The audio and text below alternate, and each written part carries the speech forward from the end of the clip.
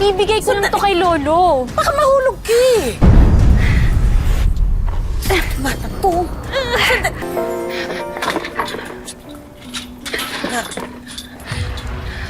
Baka wala na dito yung lolo mo.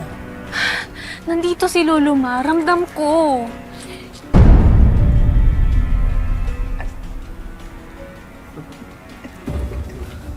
Eh baka na kay Mrs. Venecia na siya.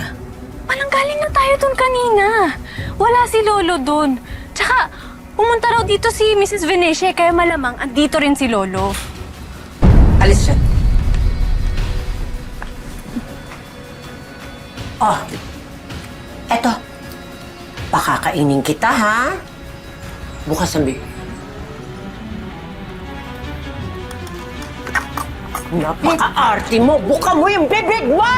Tulungan mo ko! Tulungan mo ko! Kumain ka! Uy! Wow! Ma'am, mukhang paldo si Lolo, ah. Talaga? Wag! Kasyante yan. Lolo! Lolo, mabas ka na dyan. Si Shanty to. Nak! Lo! Huwag ka masyado maingay mga kapitbahay. Lo, si Shanty to!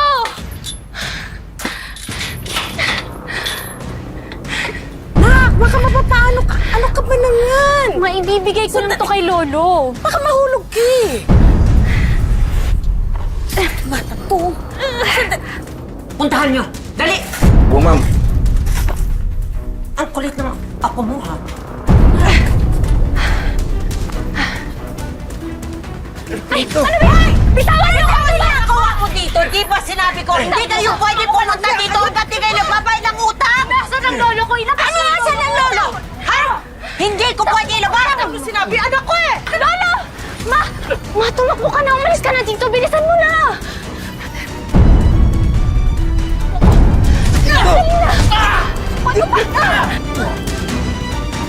Mo na yan! Di ko kailangan yan! Ito!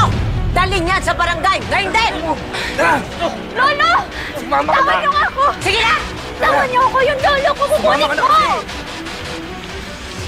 Hoy! Wait lang nga! You think you could save Shanty against those goons? Oo! Bakit? Tsaka, ano bang ginagawa mo dito? Ba't bigla ka nagpapack-in? Eh, nagtanong ako saan nakatira si Shanty and the Maritas led me here. Saan nga gawin natin ngayon? I have a plan. Call my brother. Ano ba? Hindi naman, bro. Wala. Sakto lang. Anong nangyari? Ginagawa niyo dito? Guys, kailangan namin ng tulong nyo. Tatakas natin ang lolo ni Shanty. Ano? Pero paano? Masyado naman kayong nega. Di ba kayo nanonood ng pelikula?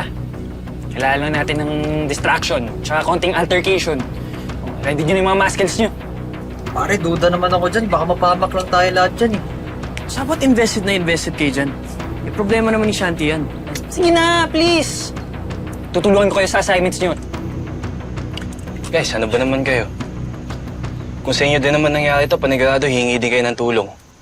Tsaka, di ba kayo din naman magkakasama sa mga kahay nun? Inyo tulungan.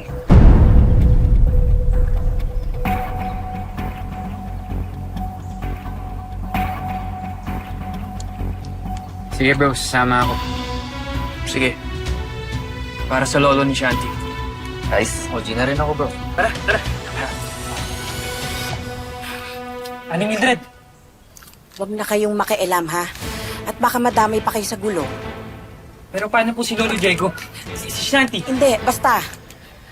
Pag sumali pa kayo, baka lumala pa. Mas maiging pumirmi tayo dito hanggat magulo pa lahat. Pero paano po kung kailangan niyo ng... Basta. Dito lang tayo.